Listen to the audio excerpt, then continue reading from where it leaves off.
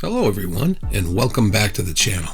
Last month, I was stumbling around, as I do, on YouTube and found a very cool video made by my carving friend, Ryan Cook. Ryan Cook has been a host of some pretty cool TV shows, Cut Above, Saw Dogs, Carver Kings, you know, that kind of stuff. Maybe you've seen him, maybe you haven't. He made a very good video, and I'm just going to comment on it here. Come on back and have a seat on the back of the bus with the cool kids.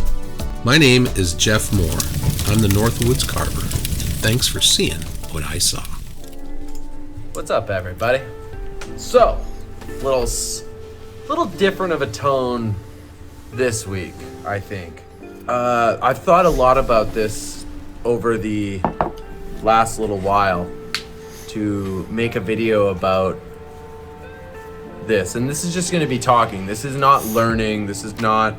This is more about like the Carvers Block or depression, or I don't think it's depression, but it's Carvers Block, and it happens when you start really carving, and I'm going to talk about what it's like to be a carver full time, have that, you know, vulnerability of it's your carver starve.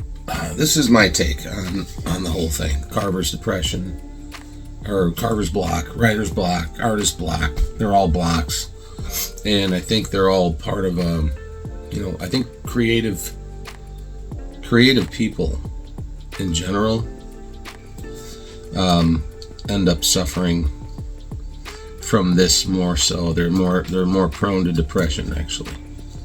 I've done the research. This is educational. This is learning. For me it is. And I've got some videos on this channel, and I believe that, well, we'll just see what he has to say. The idea that chainsaw carving is this fun, easy life that is artistic and fun, there is that. And the way I portray it on YouTube is honestly that all the time. Because that's what people want to see. They want to see happy. They want to see real, like fake. They want to live in a moment that's looks like it's all seamless. Let's touch on the seamless part. My videos are extremely edited. I don't know how much Ryan. I don't know how much he does. I don't think he does too much editing, but mine definitely. They're because you got to move through stuff, you know, and to watch somebody carve something, especially something big and epic, it's like watching grass grow. You know, just fill me in about a month or whatever. But in reality, when you're carving, nothing is seamless and nothing is perfect. You know, like we struggle and we hustle, and it's never easy. Like Kev's got his thing, and the great thing that Kev being here is every carver is always different. There's not one of you out there that is going to watch this video and have the same story. Not one of you are going to be Ryan, who auditioned for a TV show, who was an actor who auditioned to be the apprentice on a show called Saw Dogs and fell in love with carving and then became a pro carver. You know, like that's the quickest way to say it. That's not going to happen to anybody else. And as I have done this, like for me with carving, it was the perfect time in my life where I had nothing else. I didn't have a real job I was happy with. I had a job in my 20s that I liked, but I didn't live in LA anymore, and I needed something, and carving is what saved my life. That and my wife. Those two things changed me forever. But when it first happened, carving was the first thing that came. And when I started, I had no other options. You know, I've said it in stories before. If you've watched this page, when Saw Dogs came out, the show ended. I didn't want to be the butt of all jokes. I was the apprentice. I was an asshole on the show. I moved in with my mom and my dad. I carved for a year. The show got canceled. And Chris Foltz, to his credit, I can't even believe he would have said it, said, "I'm going to be the face of chainsaw carving." Quote him, ask him. That's what he said. That's why I say it. Okay, let's dive into the face of chainsaw carving. I don't think he's wrong. I don't think, you can put your pride, your ego aside, everyone. Some people had that opportunity. Not some people, one person did. They went from one show, got canceled or whatever. I enjoyed it. Of course, a lot of it was kind of a bit, showy and ridiculous. And I think everybody in the business kind of knows. I mean, that show wasn't for chainsaw carvers. That was for people. And I know pretty much everybody that was on it. I know pretty much everyone was on the second show, which I thought was great. Same thing, kind of like this, but I thought it was, a great entertaining show, and I get to see my friends be on TV, and it's kind of exhilarating. So, and then this last one, with Chris Wood and John Hayes and everybody, these are, I pretty much knew everybody on there as well. I've either carved with them or whatever, and it's, including Ryan. I met Ryan back at one of the Carvapaloozas years and years ago. I did, and we hung out. we had some fun. Me and Jordan Anderson and who else was that? Me, Ryan Cook, Jordan Anderson, and I'll remember his name. Just give me a minute. Anyway, getting back to the story. So, is he the face of carving, chainsaw carving? I'd say all the chainsaw carvers know him. I'm pretty sure they do. I'd also say that if you ask a non-chainsaw carver that's heard of it, they probably would be able to say what his name is. So, yeah. Long and short of it, I agree with Chris. I agree with Ryan. So, that's where it's at for me. Let's see what he goes into next. That was I didn't believe that. And I still don't believe that, and I'm not. I mean, I was for a while, and now there's a lot of new up-and-comers and awesome stuff, and things that are happening with chainsaw carving is amazing, because that's the best thing about carving is its evolution. And for me, I found that it was exciting and fun, and I carved, and I loved it, and I carved every day, and I see it all the time now. There's so many new carvers, all of you, that are carving like crazy, sending me pictures, sending me videos, sending me stuff of your work, asking for critiques, asking for this stuff. I absolutely love it. I do my best to get back to you. It's hard to tell you, like, hey man, you got to do this, and paint a nice picture on it sometimes. But, when I'm being a judge on a cut above, I could be like, man, this is this. But at the same time, we're all learning, we're all doing stuff. So you're all just hungry and giving her. And the thing that happens over time when you have this go on for a long time, like I've been carving full-time 12 years. It provides for my family. I now have a family, I got my daughter Soph, I got my wife, I've got carvers who are starting to rely on me, I've got the carving world that I try to keep pushing and helping in the growth of this. There's lots of things pulling and prodding and doing, a cut above, trying to get season 2. We still don't have that. We've got 3/4 of the money, but we don't have the rest of it, which is insane to me. But, there's a lot of different things that can pile on top of carvers. And my point is, everyone is different, and we all hit a block. But, there's a lot of different things that can pile on top of carvers. And my point is, everyone is different, and we all hit a block. And when you hit the block sucks. It's depressing. I come to the shop sometimes, I don't want to carve. I come to the shop, I feel like I'm doing anything I can do that feels productive to not carve. And I know there's so many people out there that have probably done this. If you're just getting started, turn this video off, enjoy your years of carving. Don't listen to this video. Do not watch this video. If you've been carving for a while and you're feeling the pressure of what it's like to carve or starve, then this might help you.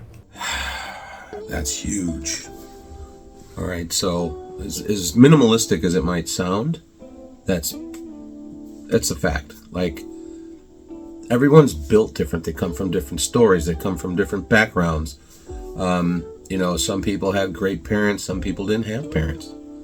Not everybody starts from the same starting block. It doesn't matter how fast you run, people are going to have advantages over you. You know what I'm saying? That's the way it is. And as far as how you take adversity and how you can handle it without losing your shit, basically, and being still able to go to work, even though you might be prone to depression, which I am. I think I said earlier, most creatives are. They are very prone to it. They might not get bouts very often, but some days you don't want to pet your dog. You don't do the things you normally do, and you're just like, why is that? But that's the way it is. And when you get all these tasks at hand, as an artist, you have to pay the bills, the heat, the electric, car payments, truck payments, hospital payments, school for the kids, keep all your equipment up, and then you've got extra stuff going on like road trips and planning fuel, and then you got to remember, I got to film all this, if that's your gig. But I edit videos for days and days. Sometimes some of my bigger videos, I might edit them for 140 hours. It depends on how long it is, how much material I have. But that is a burden as well. So you gotta. There's many aspects to this game, and I think that he just nailed it right there. It depends on how you're built psychologically as well as physically, whether or not or how much of this block is gonna affect you. I will throw this in there though, that I think guys that don't really get it too much are part-time carvers. And if they do get it, it's probably just because it's just something that happens because they don't carve enough. They just don't know what to do. That happens all the time. I see posts on carving things all the time. What should I carve? They're usually part-time carvers. So, and that's all fun and dandy. But let's just get back to the nuts and bolts here and see what Ryan has to say next. And remember, there's all of us out there. We all who carve do this, and we all talk to each other. And that is one thing that I alluded to in a video about having friends, and having friends like I got Kevin, I got Chris Foltz, I got Ryan Anderson, I got Ryan Villiers, I got Sam, I got Chris, I've got so many different, Samadowski, Tynan, you name it. There's so many great carvers that I can rely on that help me keep my spirits up, keep my mojo going, like this job is, it's amazing. Like, we are so lucky to be able to make art for a living. Oh yeah, let's talk about friends. This community, this chainsaw carving community, it's the best people. They're the best. They're the funniest, they're the smartest, they're the most talented. And all of them can do other stuff. This is just what they choose to do. When you look at the very tippy top, some of those names that Ryan said, and about 1,000 others that I can think of, they just, I like Ryan, I rely, I have to, I teach this stuff. So, I call it the Mojo Dojo for a reason, because people come here and they get inspired, and then that inspires me to keep doing it and to keep doing cool stuff with these guys, and they can always rely on me. And as a mentor / teacher, that's my job, and it's amazing. I don't really think about carving when I'm just walking around outside or whatever. I don't think about carving until I literally step my feet into the shop. Then I look around and say, this is what I got to do today, and then I get to it. very seldom do I think about carving. So that's another way I can avoid burnout, is I just shut my brain off when I leave the barn. I'm done. I really don't think about it, and I don't think about the outcome of it either.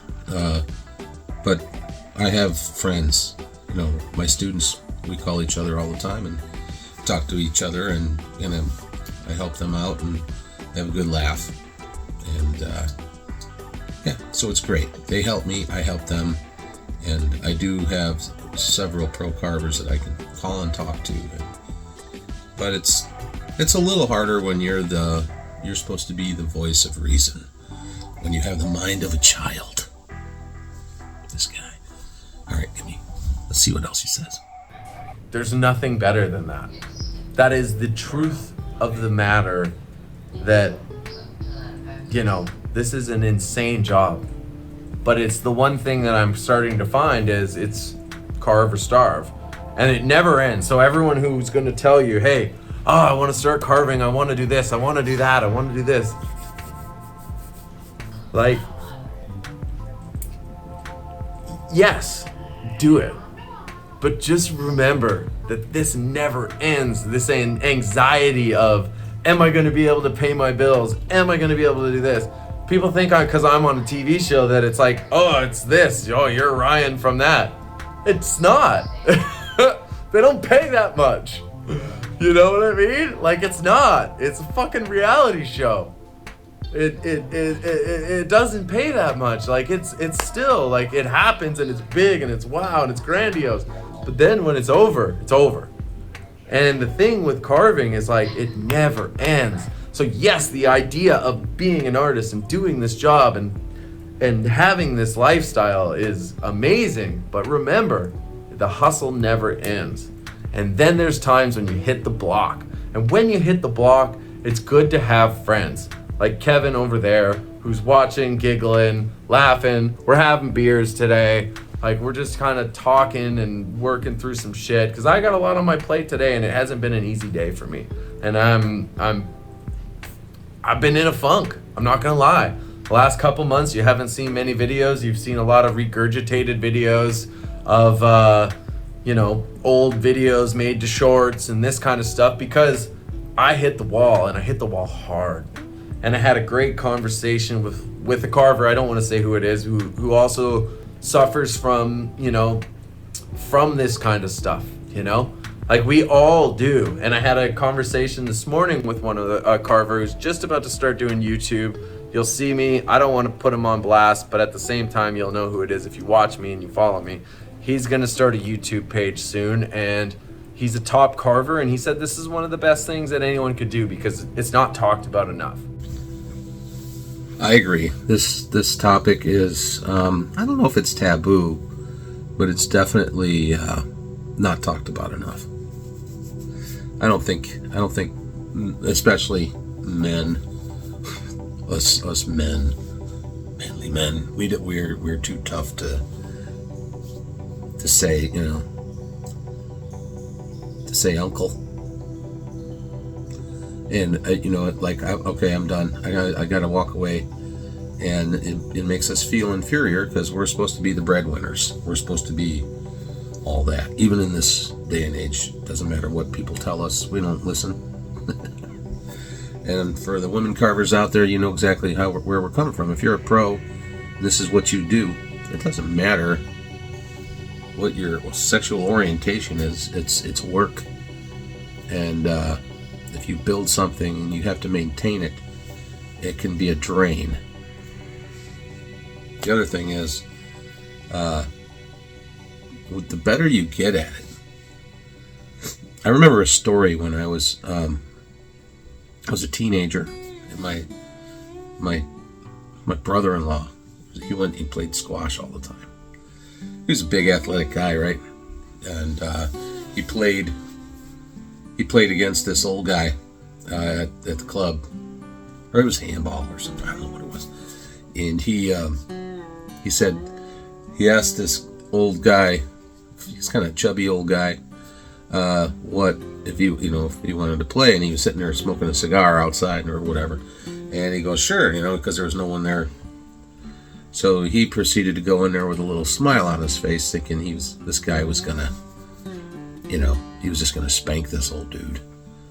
And the old dude annihilated him. Wasn't even close. That's because the guy had been playing that game for 30 plus years. And now he doesn't have to be as aggressive. He just knows where to hit the ball. He knows where to be.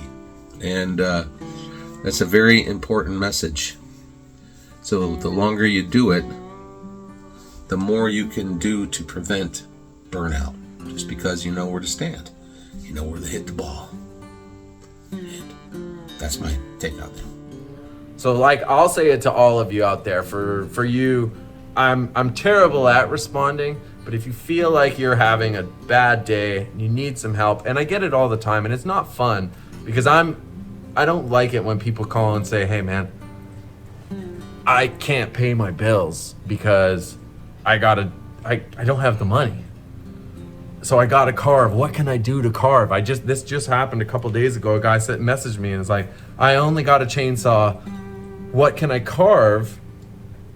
What can I carve with just a chainsaw that I can sell on the road? And I swear to God, this is the truth. And I said to him, do trees, do characteristic bears, do whatever you can. Hit the fucking road and carve. And I hate that shit. And I hate that carvers have to carve to start, but there is that point at the beginning when you start carving that you're not gonna make that money. It takes 3 years. Chris Foltz told me it's gonna take 3 years to build your repertoire up. And it's constantly just getting by. And then it happens to be able to get by. But then after that 3 years, you rip it up for 3 more years, you get really good. Then 3 more years after that, you're stoked, you're rocking, you got jobs, commissions. And then sometimes it could happen in the first year, could happen in the 5 year, could happen whenever. But when that wall hits, it hits like a fucking ton of bricks. The proverbial ton of bricks. Chris Foltz is right. I'm sure it's different for everybody. But as far as me, I sucked. That was horrible. It wasn't going to happen like that for me. I didn't know what I was doing, so I couldn't burn out, right? So I used to be a roadside carver, not for too long. Thankfully, I was able to make it, because I was struggling. I really wanted to do big stuff. So when I did my roadside stuff, it was very disappointing, and I'm not a people guy. They smell it on you. We were desperate at the time, and if they were just going in to pay for their gas, I was not a happy guy. You walk right past my carvings like, are you serious? You don't see how cute that bear is? Take it home for your mother. It was like that, but it wasn't for me. And then I would be, if I got an order, because of course they got an offering of 50 carvings, and they're all pretty close to the same, but they want this one that's got a different name on it. So I had to go home that night, carve it, bring it back. So not only did we have to set up, carve all day, pick up our mess, put all the carvings into the trailer, drive it home, unload, take my stuff out, carve the thing, put it back in, have it painted and sealed and everything, but by the next day, it's what I had to do. And I did it. I ain't ashamed of it. I'm actually pretty proud of it. But I think because as I grew as an artist or a carver, I had a home base, and I could just work pretty comfortably from home base. Everybody kind of knows where to find me, so that's pretty nice. I don't have to really go and set up anywhere, thankfully. It's after I figured it out. Because I think for the first bunch of years, you're trying to figure it out. And then once you figure it out, and you start to really get your own fingerprint, so to speak, that's when things can change. And then it's emotionally draining, because now not only are you trying to carve this person, whatever that it is, whether it be a dog or memorial things like that, are super draining. it's rough. And then you got to put your fingerprints on something because they're expecting it from you. Because you've become good at it. And now you've got to make it personal, even though it's not. It is and it isn't. It's personal because they picked you, but on the other hand, it's very difficult because,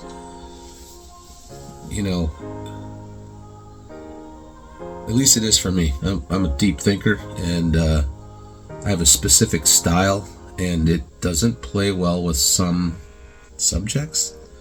Inanimate objects, of course, are not very good because everything I do is really flowy. So it's really hard for me to carve a hammer or a screwdriver or something because it's just not going to look right. I can carve a bowl of spaghetti, probably, but I'm not going to carve, I'm not going to, inanimate objects. So when I put my heart and soul into something, it's important that the customer sees that in all my other work. So I'm not just trying to, create something that make it like something they've never seen. It has to have my fingerprints all over it. I'm not just, I charge money, and they ain't cheap. So, it's when you charge that, because you don't want to do it in the first place, so you got to charge more money, right? And then you're out on the line, and it's very stressful. I'll just leave it at that. And it takes just talking to your buddies, expressing your feelings, saying, hey, I had a shitty day today, and I don't feel like carving. I don't feel like this. I don't feel like that. I feel like I'm consumed with debt. I'm worried that I don't have my next carving paid. I can't pay my bills. That is a daunting feeling, but at that same time, remember that there's so many carvers out there that are going through the same thing. This video is going to help everybody. If you have to carve or starve, I'm not a huge fan of that term, but however, it is poignant, because that's what you do for a living. It's sort of like if you're a truck driver, drive or starve, or it's just that's the way it is, carve or starve. And that's what happens when you make the distinction between being a full-time professional and just being somebody that's going to carve on the side here and there. That's not for money, but like when you're in it to full-time and you got to grind, you can definitely you can feel it. You can burn out. Yep. It's a crazy feeling when you feel the weight on your shoulders wash away. And I don't know where this video is going. I just wanted to kind of say that because I think that when you're in when that wave is crashing down on you, just remember that once it rolls away and waves up, you can get back up, and the only place you can be is down, and you can get back up, and you can be on the top. You could be at the best of who you are. This is probably one of the top parts of my career right now, and I still feel that weight, and it still bogs me down and drags me down, and it's taken me out for a month. Oh, so this never ends. Right there is probably the single toughest thing. If you are an anticipator, you are going to be stressed. You can't think about the next thing or the next thing or the next thing. You just got to think about the thing that you're doing. You don't think when you're shooting a bow, you don't think about the next area, you think about only the one that you're shooting. And if you get too far ahead with your anxiety, I know this because I've lived it for 35 years I've been carving now, and I've seen some crazy things go on in my life. My own fault, of course, but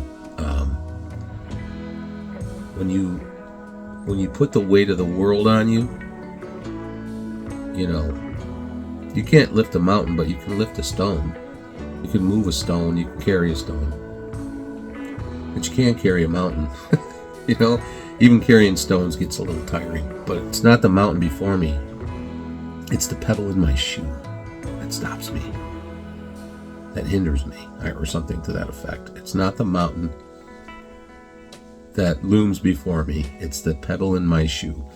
And if you look at life like that, you're going to have nothing but pebbles in your shoes.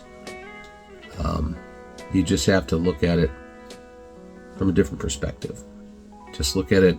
I mean, if I start thinking about how am I going to pay my bills for the rest of the year when you don't even have work enough for the next 2 months, that'll stop you. There's a reason why you're doing this. There's a reason why you're a carver. This is a path, and if you're successful in the path, that means the path is your path. It's the correct path. And if you believe in that, then everything will just come a little easier than it does for other carvers. That's all there is to it, man. Some people struggle because maybe they're not supposed to be doing it, or maybe they're in a transition period where they're getting they're being tested. So for those carvers that are out there that are being tested, there's something you should know, and that is there's a little story about the guy who got stranded on an island, and him and his boat washed up on the shore. His boat was pretty messed up in the storm, and he made himself food, got food, plenty of food on the island, fertile soil, made himself a shelter. Was there for quite a while, and he spent most of his time dinking around with that boat trying to get it back on in the water, because he saw an island way out there in the distance, and he wanted to get to that island. And so every day he messed around with that boat, and he just, it was a problem because, you know, he didn't have the right stuff, so it kept failing. So he'd just drag it back up on shore and keep messing with it. And the moral of the story is, if he would have been spending his time nurturing where he was instead of squandering time looking at that thing out there in the future or out in the distance, then he would have been more successful where he was. And I think a lot of people are fixing their boat. They're constantly fixing the boat. And the slogan goes, burn the boat. So if you burn the boat, you focus on where you're at and what you're doing, and you're not wasting any time. And when you consider that, streamlining, it's very important, and you go a lot farther because you're totally dedicated. That's what I have to say about that. Thing. So make sure you make friends with carvers. It's not like it used to be. You can message me. I'll do my best to respond. Trust me. Look at my socials. There's like 200,000 people who watch my page. It's hard for me to respond to everybody, but there's so many other carvers around the world that are like keen, hungry, at the same place you are in the carving world, you know. And you don't have to have that. You need mentors. You need people you can mentor. There's so many different, you know, assets to this world, and it's about changing and growing and showing and experiencing like this art. And when it gets hard and when it gets shitty, remember you got your friends to lean on who are doing the same thing and may not be in that same spot as you are at that time, but remember they might be there one day. And you know, like I have Kev, I've got Foltz, I've got Anderson, I've got my wife, I've got, you know, Villiers, some few people that I lean on that help me when I'm down. And I'm just saying that we all go through it, and it will happen, and it's something that will just snap though. It'll take this video, you watch it, and you've been in a funk and everything's shit, and then you just go, holy crap, I'm out of it. I'm inspired again. And then it's like, boom, it's like everything floods back into you. And you are like, it's like a wave, and it happens like that.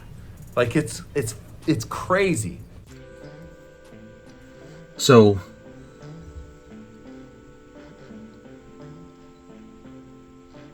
sometimes the best way to help other people is to help yourself first, and then other times you can help other people, and then that makes you feel better. Just by him making this video, he's helping others, and that makes him feel better. That's what I'm saying. Right after this video, I bet you he felt a lot better. So I think it's, that's nothing new. If you want to fix yourself, help someone else. Help somebody else. Pick somebody else up. And he's literally trying to pick other people up.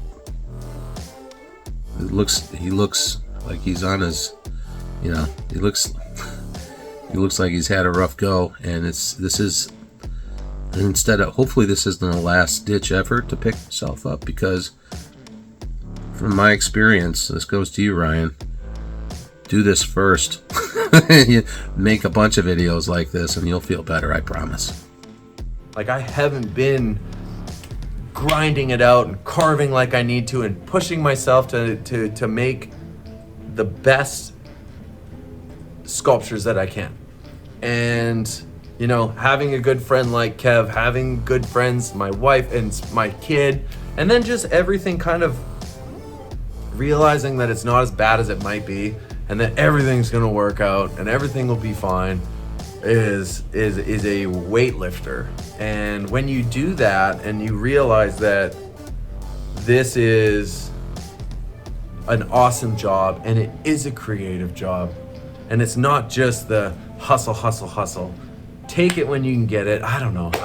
I mean, just make sure that you remember that it's still fun. You have good friends that you can rely on. And if you ever need help or you feel sad, have a friend you can lean on. Have a friend that's there for you in a carving world, that can trade ideas with you, that can show you how to do stuff, because that is really what has helped me when I have been in a serious funk.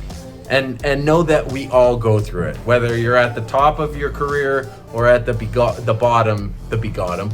bottom just beginning, and it's gonna happen throughout your career. It's happened to me 3 times, and it's happened to a few other carvers that I know that I won't name, and we've talked about it, like not even the ones that I've named, because I'm pretty open with my own stuff, and I feel like this is the most open I've ever been on YouTube, and maybe the most open I might not even post this video, to be honest, but it feels good to just get it out there.